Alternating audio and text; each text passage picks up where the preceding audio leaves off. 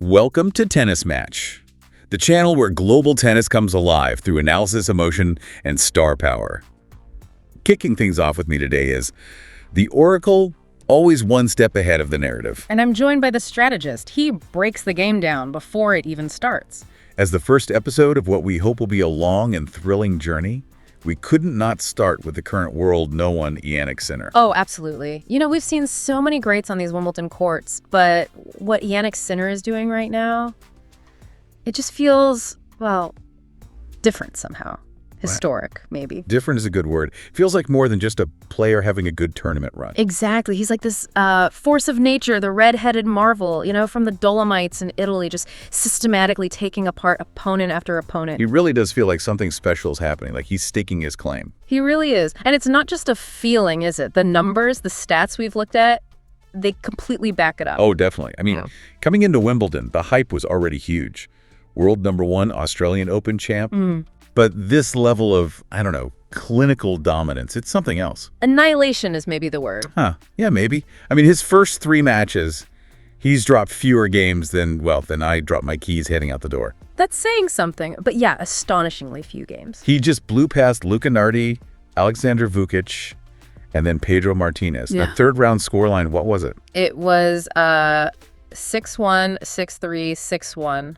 Just ruthless efficiency. Ruthless is right. It's like a public service announcement to the rest of the tour. Beware. Italian stallion approaching.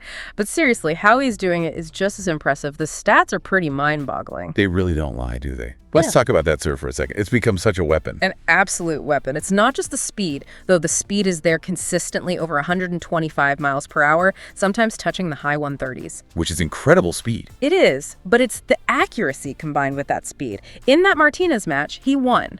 Get this. 89% of his first serve points. 89% on grass. That's practically a cheat code. It really is. It means he's controlling everything right from the first shot. Short points, weak returns. He's dictating. Keeps the opponent off balance, saves his own energy. It just flows through his whole game. Exactly. And it's not just the serve, powerful as it is. Those ground strokes. Yeah, that forehand down the line. It's pure poetry in motion sometimes, the pace, the depth. He just pins opponents back. Makes it look effortless, too, which is key over a long match, isn't it? That efficiency. Definitely. And the backhand. People used to maybe see that as a slight weakness. Not anymore. Not at all. It's become so solid. Rock solid, really. He absorbs pace, redirects it with, like, surgical precision. He just doesn't seem to miss much right now. He really doesn't. It's fascinating. Yeah. And you know what else is fascinating? His background. It's so unique for a top tennis player. Oh, absolutely. You picture these tennis stars coming from, you know, big academies in Florida or Spain. Right. But Sinner, he's from this tiny mountain village, Sesto Pusteria. Population just over 1,900, I think. Yeah, tiny. It's probably so small their main traffic jam is like a family of marmots trying to cross the road. Probably. But seriously, think about that. He was a junior national ski champion first. At 8 years old. And he played soccer, too. The versatility is just off the charts. It really is. It's like finding out Michael Jordan was also, I don't know, a concert pianist or something. Exactly. You just marvel at it. But how do you think that, say, skiing background plays into his tennis now, beyond just being athletic? Well, skiing, especially competitive skiing, takes incredible discipline, right?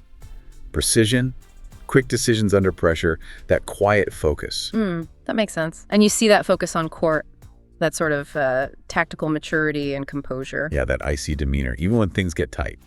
Champions are made of that stuff. You really are. Think about the recent coaching changes, too. Splitting with Panici and Badio right after Halle could have been unsettling. You think so? But in the press conference, cool as anything. Just said, you know, it was a decision after Halle. Nothing bad happened. Sometimes you just need to try a different direction. No drama, no fuss, just, okay, next step, clear-headed. Exactly. He doesn't seem to sweat the small stuff, or even the big stuff. And remember the whispers about his hip after Madrid? The concerns? Right. People were worried it could be serious. But again, same calm approach. The hip is fine, I'm recovering the muscle mass I lost. Just pragmatic, no excuses. It's that resilience, isn't it? You mentioned his family background, his normalissima familia, very normal family. Maybe that's where it comes from. I think so. There's no flashy entourage, no celebrity tantrums you sometimes see, just humility and this fierce work ethic. It really shines through. That mental fortitude, that resilience, he's definitely going to need it. because the challenges get tougher now. Absolutely. Next up is Grigor Dimitrov. That's a tough opponent. Very tough. Formidable. Dimitrov's got such an elegant game and so much experience, he won't just roll over. No way. That match is slated for Monday, right? Probably center court. Looks like it. Second match on center after 10:30 a.m. Eastern, so 4:30 p.m. Central European time. Definitely want to watch. Get your popcorn ready. Definitely. But even beyond Dimitrov, Wimbledon itself, it's just a brutal gauntlet. Totally unforgiving. We've already seen some big names crash out. Tsitsipas, Medvedev. Gone already. It's a reminder, isn't it? You can't let up for a second here. Adds pressure, even when you're playing like Sinner is. For sure. Because for every big name that falls, there are others still marching on. Titans of the game. Exactly. You've still got the defending champion, Carlos Alcaraz. A swashbuckling Spaniard. Yeah. All that youthful energy, incredible athleticism. Infectious enthusiasm. And his game is so versatile, he can beat you in so many ways. A totally different challenge to Sinner's style. And then there's Novak Djokovic. The GOAT, the legend, still hunting records, still defying time. His consistency, his mental strength, it's unparalleled. Watching him is like watching a master craftsman. Just precise, efficient. Dominant, especially on grass. His experience, his tactical brain, that's the ultimate hurdle, isn't it? It really is. So having these guys still in the draw, Alcaraz and Djokovic, it adds this electric layer to the whole story. It does. Sinner's been the story of the first week, no doubt.